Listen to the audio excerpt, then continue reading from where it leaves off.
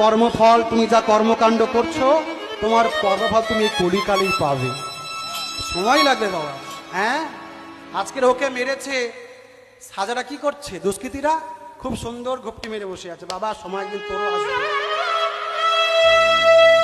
একটা মেয়েকে অত নৃশংস করে হত্যা করেছিস।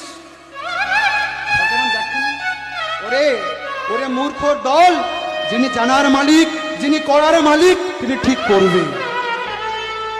সময় দে তাকে, সময় দে, সময় দিলে সবই সম্ভব। তাই এই জন্য সত্য ত্রেতা দাপর যুগে ভগবান প্রতিজ্ঞা করেছে, এই কলিযুগে যে যত পাপই করবে সে কাউকে মারবে না। কারণ মারলে কি হবে বাবা?